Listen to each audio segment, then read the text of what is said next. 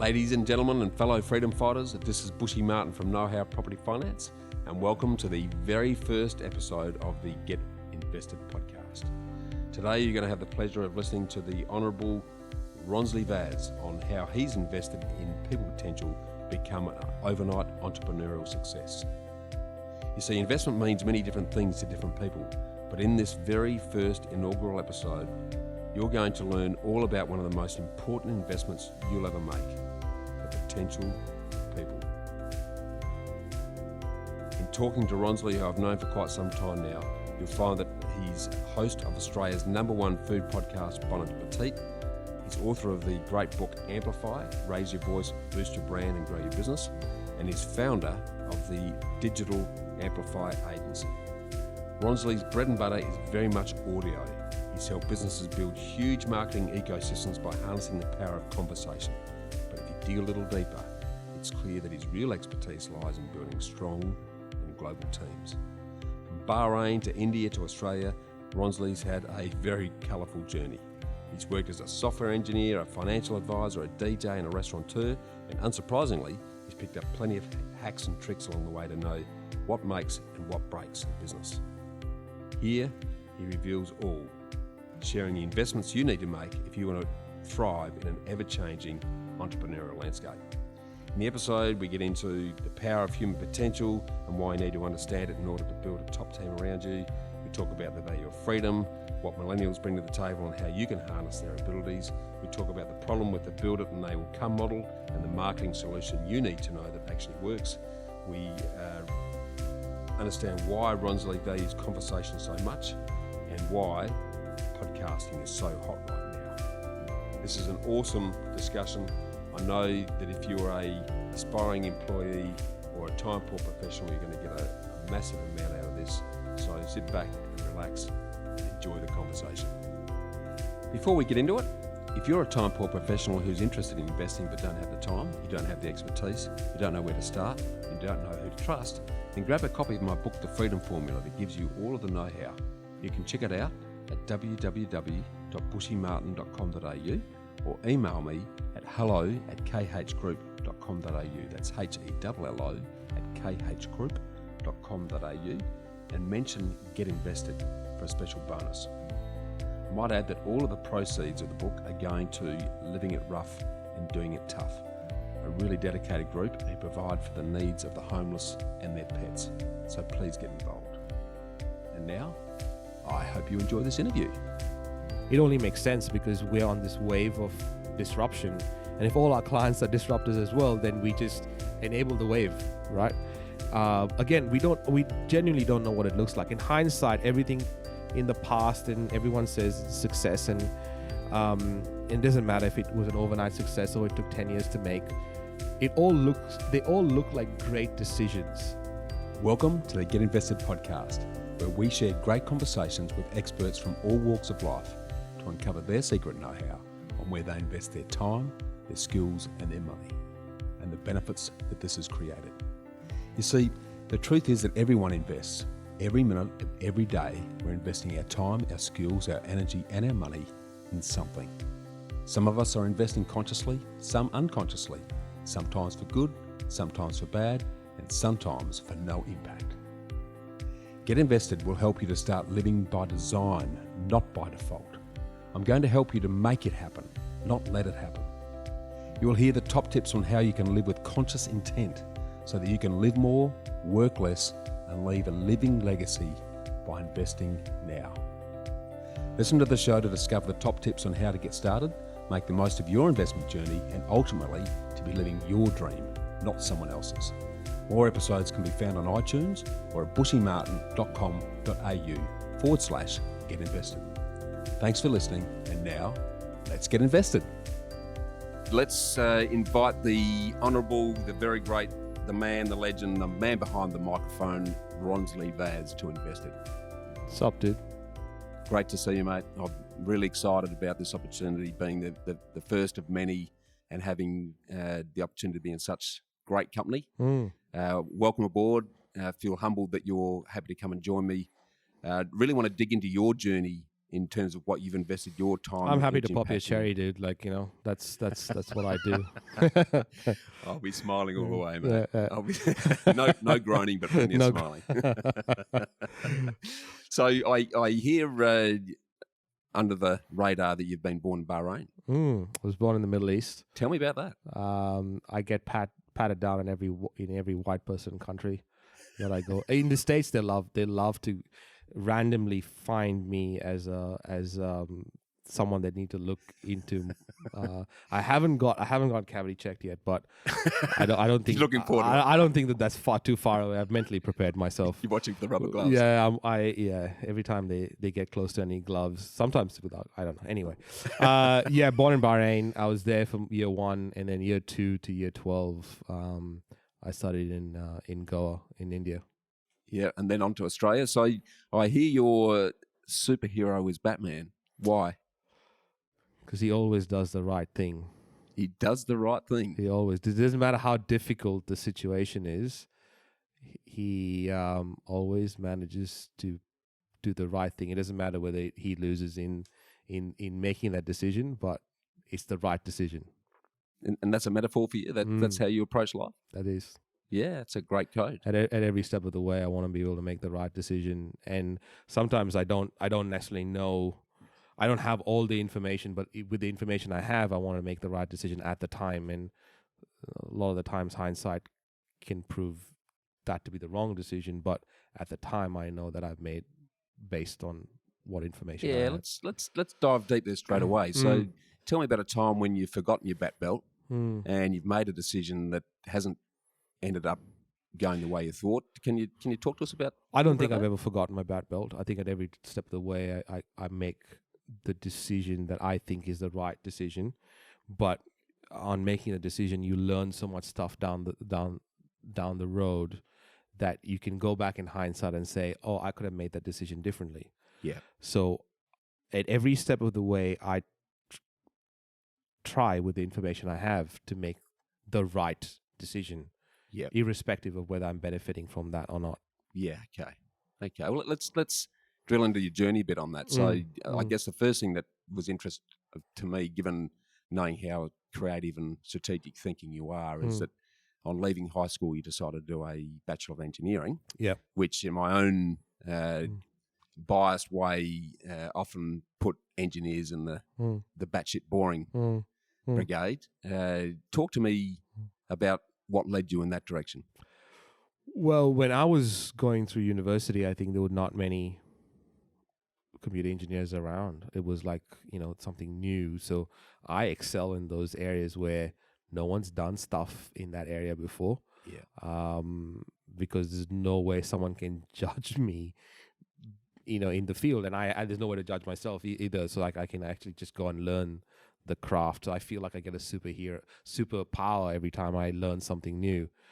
And I was always told that I was a technical person, like right up until maybe 8 years ago, or 6 years ago, not even 6 years ago, maybe 4 years ago, I genuinely believed in my heart that I was a technical person. Is that because of what people told you or what you personally believed? I think it was a mixture of both. I think it was because from an academic standpoint, it pointed in the direction of me being technical in terms of the marks that I got and the kind of career path that I chose. It was not difficult for me to get into engineering, which is hard to get into, especially in India. It was almost like this.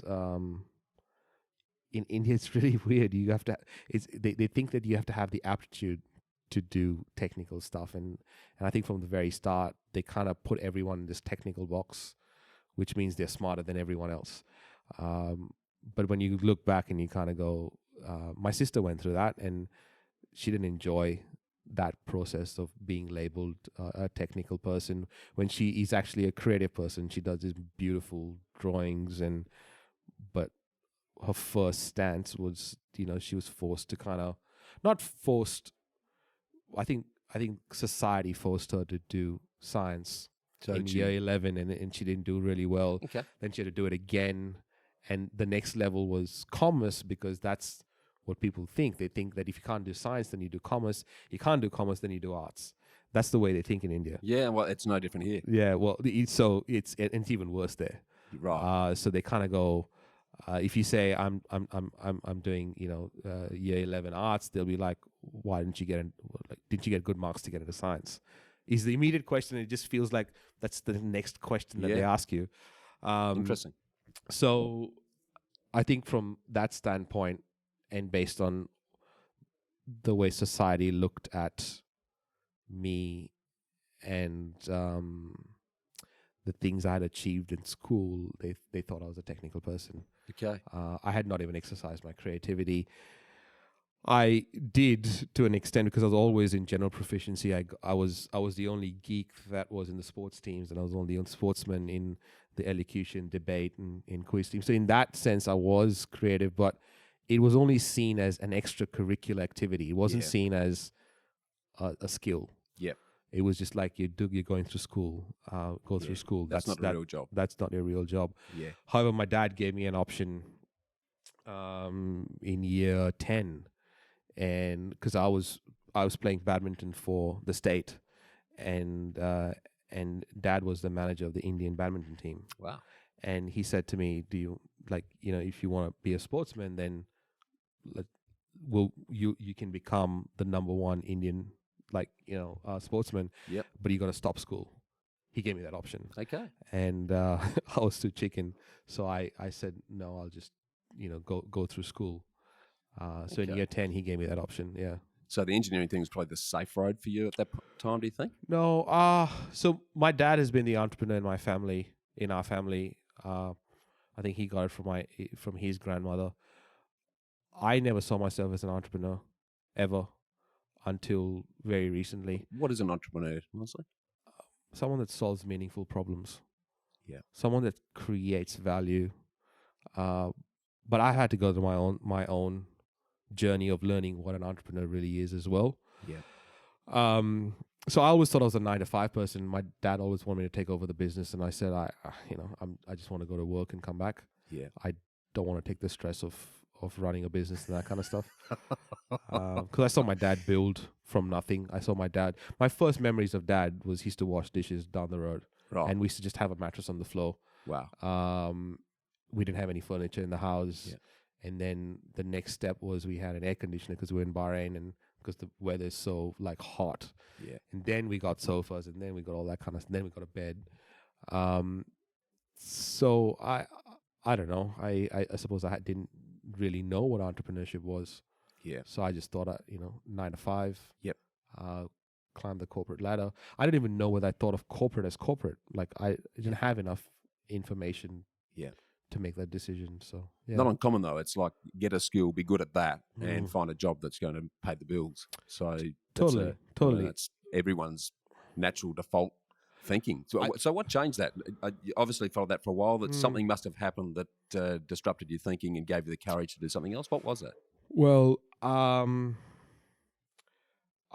after I came to Australia, I did a master's of software engineering here at Griffith, and my first job out of there was I worked at an auto guidance company based in Brisbane. Okay. And they were based down in West End. I think they're still there, but they were really cool. Like the tractors would wake up in the morning and plow the field and come and park itself back. This was like 2004, 2005. So this was long before autonomous vehicles were a thing like they are now. Wow. We did that for defense and oil rigs and Sandvik and all those companies in different.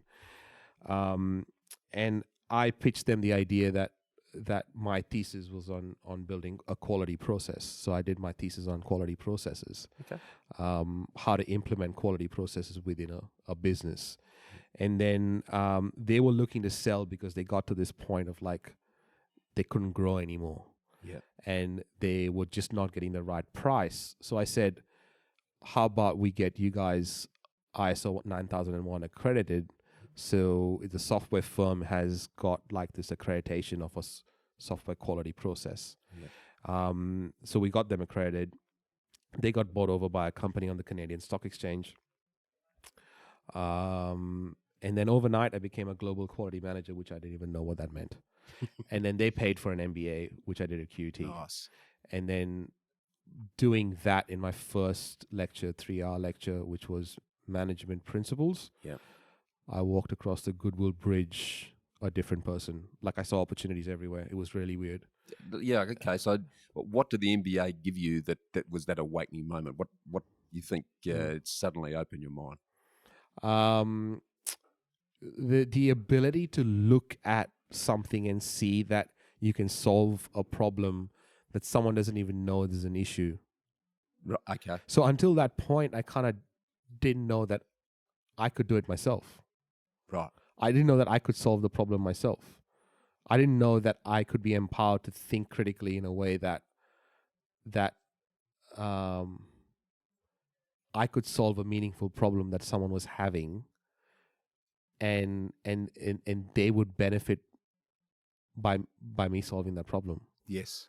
So it was that flick, I think, that happened. Right, and that's from the journey you've gone on since then. That's a pretty big switch, I think, that flicked on right there. Yeah, right? I think that the more I'm in business, the more I realize that our only job is to better what we've been given.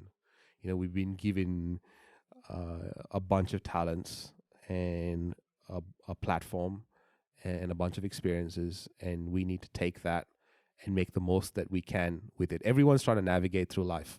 Everyone's trying their own way to navigate through this thing that they call life. Yeah. And we all do it in these different ways, depending on what platform we've been given. Yeah.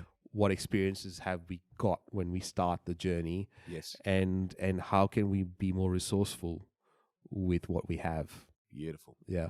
Yeah, and that's if you've just defined investment, because that's what investment is. It's taking the skills you have, the resources you have available, the time that you can put into something to then make unconsciously or consciously a decision to use those in a certain way. So, okay, so you've done the MBA. Yeah. Obviously a critical watershed at that point in time. What did that spark? So where were you investing your time, energy, and skills from that point on? I was constantly looking while I was doing the MBA on how to make my job redundant. Okay. And at the time, I was reporting to the VP of engineering, and he'd been around for like 17 or 19 years. Right. And I was like, I'm not sticking around to get his job. Like, that was just, like, I didn't see that as a path. Yeah. So I had met this guy multiple times. His name was John as well, and he saw something in me which I didn't really know, and he gave me this book called "What I Wish I Learned at School," what I should have learned at school, but I wish I had, or something like that. Yeah. Yep. And I read that. That was my first self-help book. Okay. And I read that book and I went, wait a minute, what? Like, I can improve my life by getting information? That's weird. Like, I've always been taught that if you want to learn something, you get a degree certificate at the end, so that was a big shift for me. And he offered me, they were a financial advising firm. They bought the Deloitte's books for financial advising. They were based in Newcastle. They wanted to open the Brisbane office, and he wanted me to run the Brisbane office. And I said, I don't even know what financial advising is. And he's like, oh, don't worry, we'll pay for an RG 146, which is financial advising. Yeah. And so what did he see in you that for someone completely outside of that industry that he thought had some potential? Do you think? I think he saw that I could make him a lot of money. Okay, as simple as that. I if I had to break it down, I think that answer might change over time, or would have changed if you asked me a few years ago. Yeah. But if I had to distill it right now, I think he saw that I could make him money.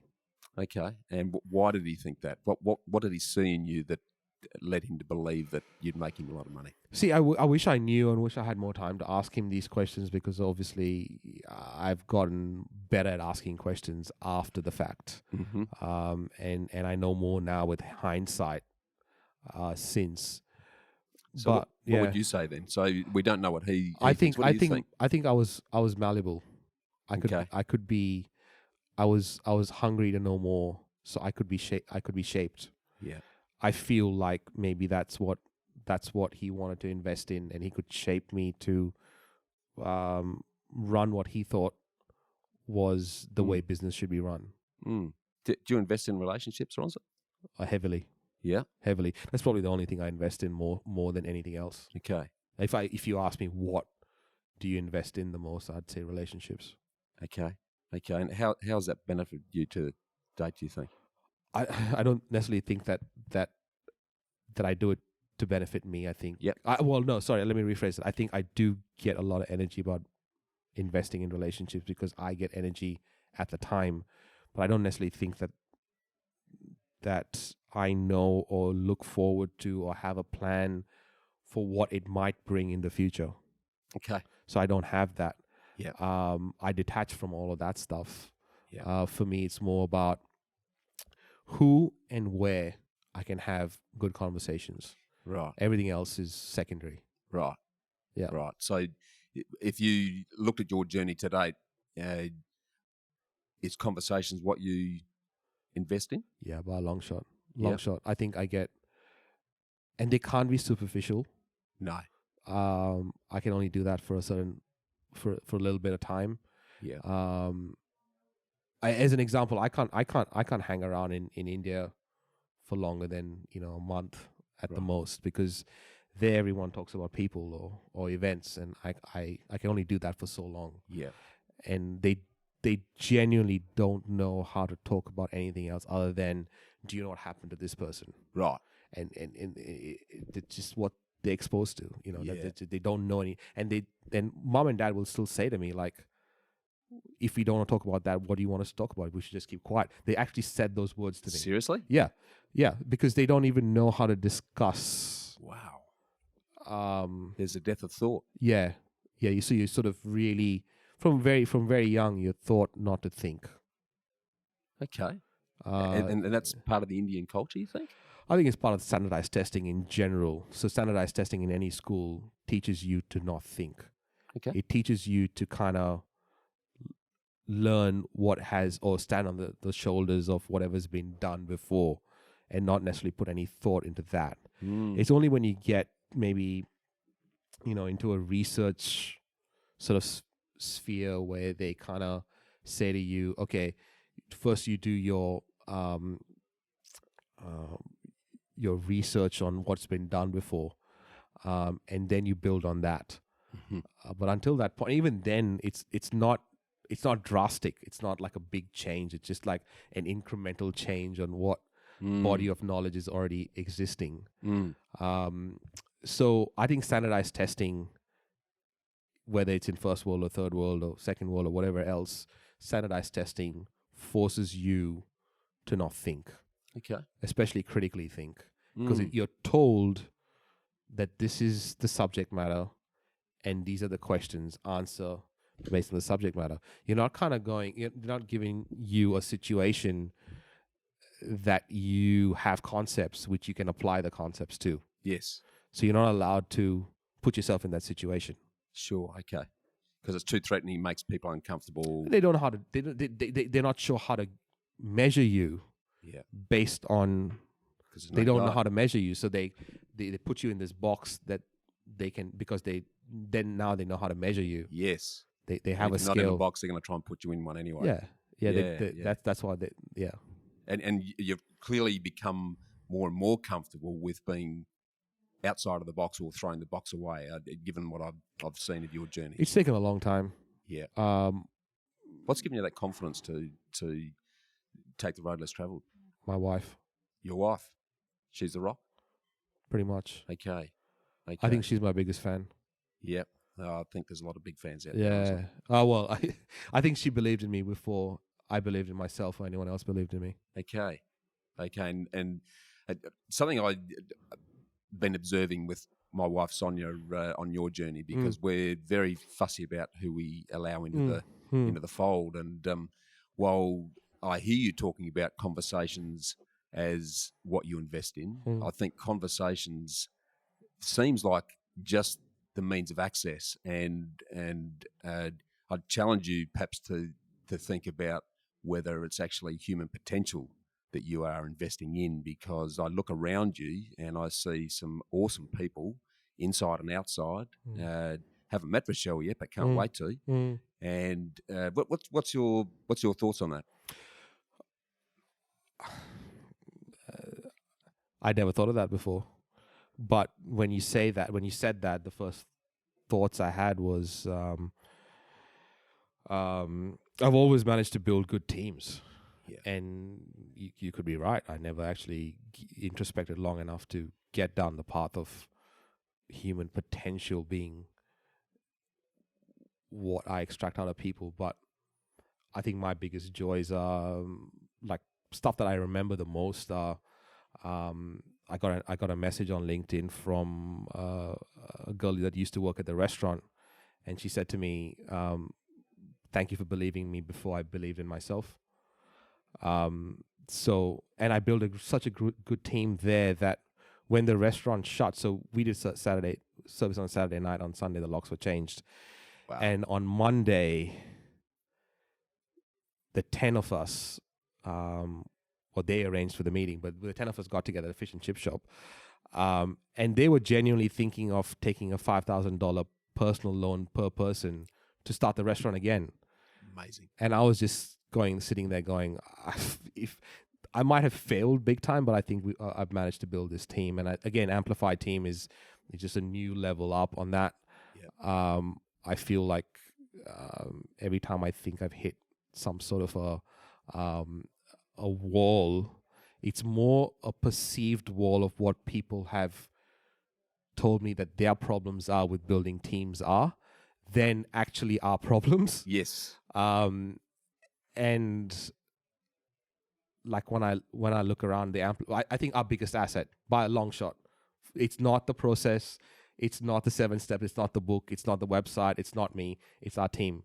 Yep. Our team is phenomenal. Yeah. So probably, okay.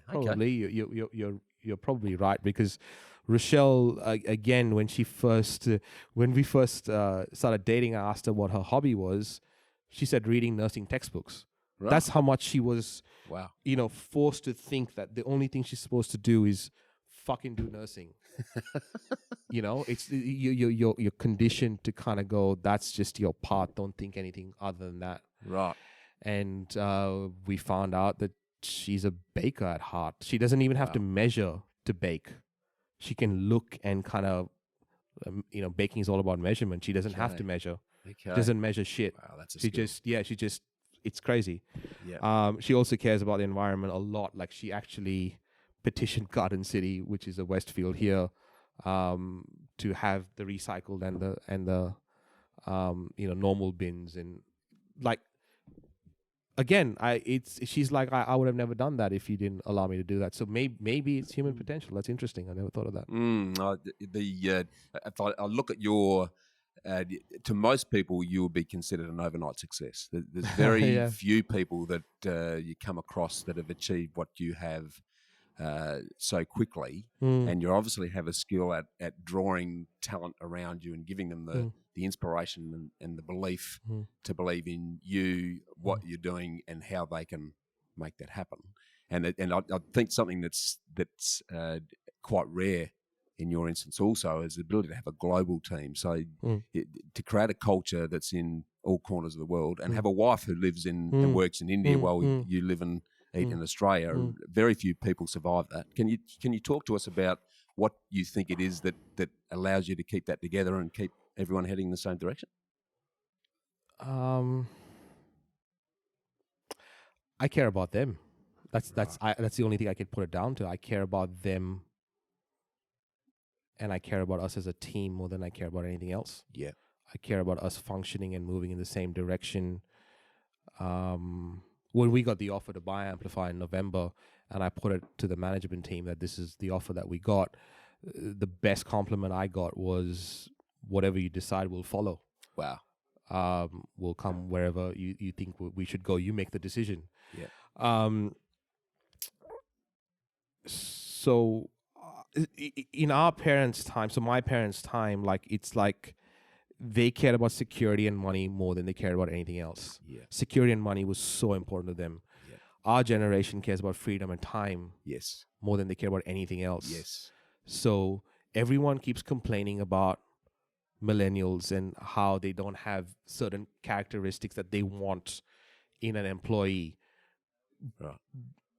But they're not seeing what millennials bring to the table. Yes. They're only complaining about what they don't bring to the table. Yes. So we've managed to harness the power of millennials to create a culture where freedom is our number one value. Yes. And we and every single one of us value freedom very highly on our list. Brilliant. of values. So we just find better and better ways to make sure that happens. So how do you honour everyone's definition of freedom is different, and you've got a diverse team. How do you honour everyone's need and type of freedom in the context of what you're doing at Amplify? You ask them. Okay. You just ask them. Yeah. We have a standard process that everyone goes to 3 interviews before, with 3 different team members at 3 different times before they get a Amplify Agency email address. Yeah. By that time, values of definitions of freedom and all that kind of stuff are already clarified. They either opt out or the team opts them out because those values don't align or those definitions don't align or any of that stuff. Okay. But once they're on board, then we are one, irrespective of who is the broken link or the the one that's sticking out like a sore thumb. We're one at that stage until we're not. Right. So you won't hear me complain about a team member. Yeah. Ever. Yeah. Because we're one. If I complain about a team member, I'm complaining about myself. Yes. Yeah. And it's my responsibility because I put them there. Yes. It's not there's no scenario where it's not my responsibility. Yeah. Okay. So let's dig into freedom a little bit in the context of what it means to you. And let's jump 10 years forward. What's your perfect lifestyle look like then in the context of freedom? Describe it to me. I don't think I've ever thought of it that way, but I feel like it's the ability to make or have the options of doing whatever I feel like doing at the time. Yeah. So the really cool thing right now is like, see, Pat as an example, Stephanie as an example, like Stephanie's come here from the States. Yeah. And she can go anywhere and work right now and still work at Amplify. Yeah. Pat the same. Pat's looking to come here for 3 months every year, and then she comes here every year at the end, and we plan the next year going forward. And she's happy doing that. Like, she has to pay rent, doesn't matter where she lives, right? Yes. It's just about that extra flight ticket. Yeah. So now we're kind of looking where Stephanie's here, Pat's here, Ryan's here, Elizabeth's in Perth, Liliana's just joined. We just need to get Will here for We Are Podcast, and then we can plan 2018 together. Yes. And our core team is already here. Yeah. But that freedom, I suppose, they need to be able to know that they don't have to think, can I do this? Right. Is this a deal breaker if I have to, if I want to go for 2 weeks to Asia or to a month to Asia or whatever, it doesn't matter. It doesn't matter. It doesn't matter what they want to do. Yeah. They should be able to go wherever and still continue working as normal. Yeah. Okay. So I feel that's the same for me. Yeah. Okay. So if you picture your ideal lifestyle in your head, is it any different to what you're living now? Yeah, Rochelle is around, I think, in my ideal lifestyle. Yeah. She's around more. I think I'm climbing a little bit more. Yes. So I don't necessarily see myself as. I don't think I'm working Right. at any stage. I don't Right. feel like what I'm doing right now is work Yeah. at all. Yeah. I feel like I'm given this amazing opportunity to be able to express myself every single day. Yeah. That's all. Yeah. That's all. I just express myself every single day. And Yeah. I'm getting more comfortable in my own skin. Yes. Every day I express myself, which I was never able to do before. No. Okay. Yeah. Yeah. Awesome. Okay. So the who knows what tomorrow holds, but you see as Amplify being the vehicle that's ultimately going to enable you to live exactly the way you want.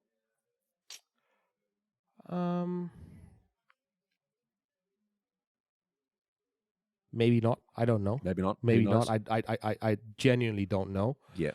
I feel that Amplify is this beautiful machine that if we put a certain type of client in on one end, they become a profitable, scalable, marketable business at the other end. Yeah. More and more we're seeing that just the way it is structured. We know that. Yeah. With my core team set up the way they are set up, I feel like they're set up to run Amplify without me. Yeah. And then my job just becomes pretty much doing whatever I want to do. Yeah. In terms of raising the brand and Yeah. raising my brand and speaking and that's really Okay. where we're at this stage. Because I look around and I see some of my friends and I see that the biggest struggles are that they're the creative person and they're the operations person and then they're the accounting person and then they have to do all this stuff and they get caught between these two different brains. And I just look around and I kind of go, well, how can I not let that happen in Amplify? How are you going to let that not happen in Amplify? We learn every step of the way. Yeah. So Amplify is built on the three biggest lessons I learned from the restaurant. Okay. The first lesson was that the biggest bill that we had to pay was staff wages. Right. So we don't have any employees. Everyone's building their entrepreneur base. Gotcha. Right. Yeah. The second biggest problem we had at the restaurant was the location. Once the location was there, that was it. It was stuck. Yes. We were just stuck there. Yes. We could not even pivot. So there's no location. Yeah. At Amplify. And the third one was every time we sold a meal to someone, we had to market to them again to sell to them again. Yeah. And we don't have that anymore. Yeah. So as much as people think that we are on the edge of stuff and we are pushing boundaries, we have more backup plans and safety nets than anyone knows from within the business. Yeah. Brilliant. Yeah. Brilliant. Excellent. So projecting forward then, you've invested strongly in conversations as a means to perhaps enhance human potential, which enables you to do more of what you want to do. Do you see yourself investing in anything differently moving forward, Ronsley? Yeah, we see ourselves investing in businesses. We see ourselves buying businesses. Okay. We see ourselves, listing Amplify in a few years. Okay, brilliant. But as a group of companies. Yep. It only makes sense because we're on this wave of disruption. Yeah. And if all our clients are disruptors as well, then we just enable the wave. Right. Yes. Again, we genuinely don't know what it looks like. In hindsight, everything in the past and everyone says it's a success and it doesn't matter if it was an overnight success or it took 10 years to make. They all look like great decisions. Yes. In hindsight. Yeah. But at the time and even now, I'm making shit up all the time. Like I'm seriously I'm smarter with all the experiences that have already happened. Yeah.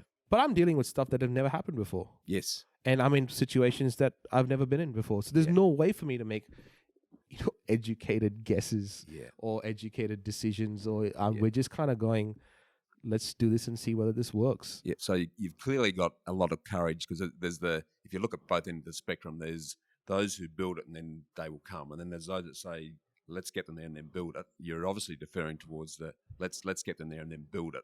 So what gives you that courage to be able to... I think the whole statement of building it and they will come is a stupid fucking statement. I think whoever coined that Just tell me statement what you should really be kicked in the shin, like really bit higher. hard. Like seriously, like that's such a dumbass statement. Like I don't even. I have never seen a situation where someone just built it and fucking people have just flocked to it. Like there's all this stuff that happens. Like even the "I Have a Dream" speech was given like 93 times before it actually became a thing. Yeah.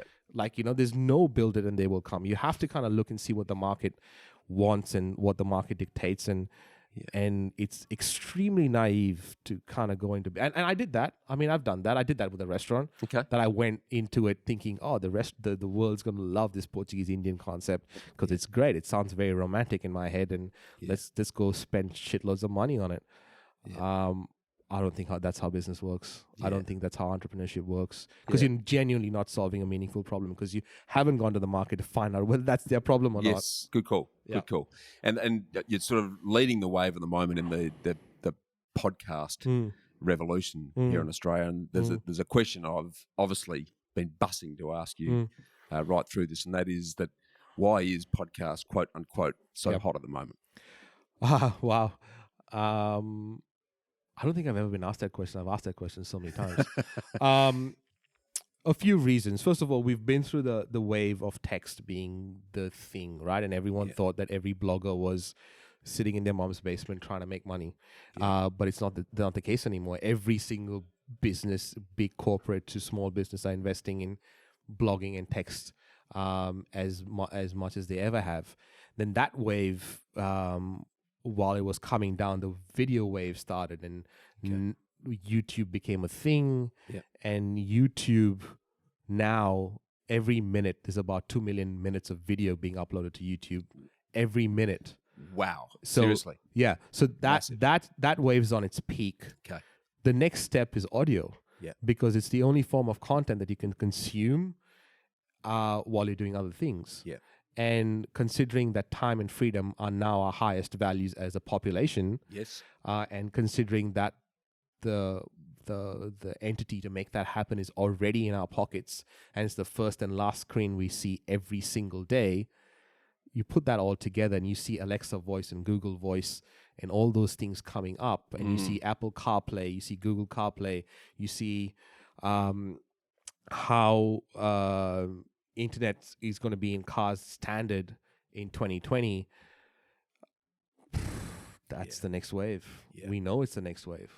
It's not even we are innovating on our own work. It's so new that we are innovating on our own work. Exciting. It's extremely exciting. And if we push the curve in terms of where the audio revolution is going to go beyond the standard podcast fare, what else is coming that you can see that's going to ignite opportunity? See, they're investing heavily, and we're not very far from an audio search engine. And, like right now you can ask Siri a whole bunch of stuff and it'll tell, but they're working on the algorithm of being able to go into a piece of MP3 file and search for that phrase. And with computing getting so quick, and that's not far away. So if you can actually go into, like, just think about the possibility. Right now, you want information. You want to you ask Siri something. Siri might tell you, or you have to read it, or you have to watch it, or something like that. You think about the evolution of that, and you ask for something. It searches for it and gives you the raw audio of what answer you're looking for, based on already content that's already been created. And then the next level there is like we already interact with images. Like now we go to an event and we take a selfie, or we take an image of our food, or all that kind of stuff, and we're interacting with images. That there's not going to be far away where we can interact with audio. So how do you? There's just this wall of noise that we're surrounded in, from visual, audio, you name it, everywhere. How have you managed to cut through that, Ronsley? I think that so before the human potential stuff came up, I thought my biggest strength was bringing two different opposing camps together. I can trace back through when I was a kid that I've done that, like with the geek and sports and sports in geek, and and then I did the Indian Portuguese restaurant. My thesis was on joining rigid quality processes with agile quality processes. Yeah, okay. So I've always brought these two camps that hated each other together. And now it almost feels the same in podcasting because the creative people that create stuff don't care about the commercial. Right. Like Ryan and me went for a conference to Sydney, and it was all the creative people. It was called Audiocraft, all the creative people. Okay. And the opening keynote speaker said on stage in her opening keynote that she didn't have money and she didn't know how to sustain the podcast. Wow. And what came out the most out of the whole thing was they didn't value themselves enough to charge money. And there was this big conflict between being creative and having passion and charging for that. And then there's the other side who only think of the commercial. Right. Like, I'm a financial advisor, let me start a financial advising podcast. You know, like, Yes. and Blatantly obvious. I don't really care about whether I want it to work because I want my business to work. It's not like how much value can I create. Yeah. And the commercial and the creative should fucking have a baby. Yes, and I I'd think love to be there at the baptism. And I think I think that's where Amplify strives and are able to create this cut through, is because we bring the creative and the commercial together in a way that that is extremely beneficial to the business. Fantastic. So, if you had an opportunity now with the enormous journey that you've already been on, and you could talk to the 16, 17-year-old Ronsley that was just leaving school, what would you be telling him to invest in that you didn't at that time? Belief in himself. Right. I don't have any regrets in life ever. Like, I've never had, even when I was a kid. So it's not like a new thing. No. But if you're going to try and shortcut the journey, perhaps I wouldn't want to shortcut the journey, because I've had an Same. amazing life. Yeah. I wouldn't want to change any single thing about it. Yeah. It's only the last couple of maybe 18 months or so that I've started to believe in myself. Okay. And being comfortable in my own skin and being able to say things that just come to my mind. Yeah. Because I was always sort of, I would always say things and everyone would look at me weird because no one had ever thought of that. Yeah. And I thought that was just me being weird, or Right. me being, this weird character. Yeah. But who knew that was my strength? Like, Well, and that's, I think that's the biggest thing you've got to invest in, whatever it is your creative thinking. That is the piece that it's an absolute rarity. It's the reason why we're doing business with you. There's no question about that. Okay, so what's your definition of success then? How would you define success for you? The freedom to do whatever you want to do at any time, at any stage, at any level, and not necessarily question, the resources that go into doing whatever it is that you want to do. Is there a time frame to success? Do you think it takes a certain amount of time? No, I don't think there's a destination. No? I don't think there's a destination ever. Okay. I think we're on this journey as entrepreneurs that it's about enjoying the dance. So as a dance, like if you think about a dance, Alan Watts actually put this like in an amazing metaphor. Is like, if there's a like, if you think of a dance, there's no destination, because the dance would end immediately. If your job was to get to the middle of the dance floor, then you can do that immediately. Sure. But it's about enjoying the dance. Sure. While it's happening. Yeah. That is key, and I think entrepreneurship is the same. Yeah. Because every time you think that you know what success looks like, and you're in the pursuit of that success, you learn so much more about yourself and so much more about what you don't know. That you redefine success. So every time success is going to keep changing, the goalposts are never going to be the same, and I think there's no destination. Yeah. Okay. The analogy I often use when talking about sustainable success, and whatever success is to you, because there is no right or wrong in this.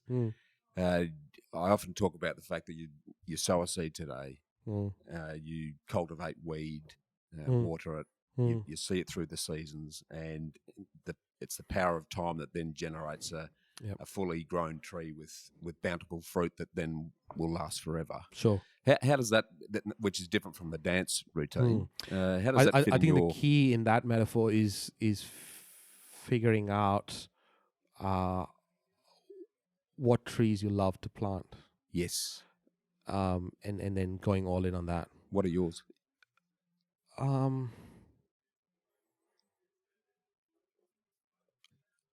I feel challenging the status quo and connecting people Yeah. in a way that they think for themselves about the whatever's taken for granted. I feel like that I do that more than all right through my life. I think I do that more than I do anything else. Yeah. Like I kind of expose, because I've already thought about it. I've exposed people to something that they kind of went, wait, I've always thought this was just the way it is. And it's almost always not. Like as an example, I was talking to we had dinner the other day, Stephanie and me, and in Sydney, and I said to her, Amplify technically doesn't exist. We've just signed a bunch of documents, and now we trade as Amplify, but it doesn't. What the hell is Amplify? Yeah. It's just something we created. Yes. How much of those constructs have we created that we don't even know we've created? And we're just taken for granted. So I think that's my strength. I feel like I question stuff so much that I don't think there's one path. No. So if someone says, like Rochelle will also not say, I know Ronsley, I know what he's going to do next, because I also don't know what I'm going to do next. Right. So there's no way for someone else to know what I'm going to do next. So it's hard. Like I think it's about this learning and being in the pursuit of knowing how much you don't know. Yes. I think that's a cool spot to be. Yeah, it's a very cool spot to be, and being comfortable being uncomfortable, I'm guessing, is part of that. I don't think it's about I think uncomfortable is uncomfortable, and I think it should be acknowledged for it being uncomfortable, and I think it doesn't stop. I'm scared at least at least 9 to 10 times a month, if not longer, and there are at least 2 days a month that I just feel like not getting out of bed because of whatever I have to deal with is so big and so huge, and I was like, I genuinely just feel like just postponing it. So how do you overcome that? Because everyone's faced with those challenges, and they're as big or as small as how they perceive them. How have you jumped those hurdles? I have a whole team that looks up to me to make the right decision. Right. We started off with that conversation about making the right decision. Yeah. I tried every step of the way to make the right decision. Yeah. And a lot of the times the right decision is, just getting out of bed and doing whatever the first thing is that you need to do and I'm very conscious that there are people looking up to me or looking down to me or looking at me, for example. So I think of those things. Yeah. That's an awesome closing of the loop. Just one last question. What question would you like me to ask you that I haven't?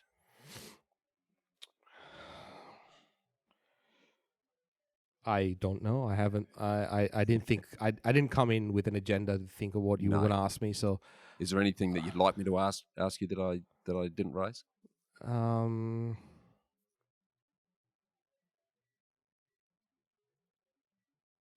I think I invest in my day every morning, and I feel like many people don't know that. Right. That I invest to wake up every morning at 4:30. And invest, however difficult that is, to do for that to happen. I mean, there are days like there are days when I'm sick, or there are days that I don't feel like it. But 9 times out of 10, I will wake up at 4:30 every morning. I will meditate. I will have a shower, and I will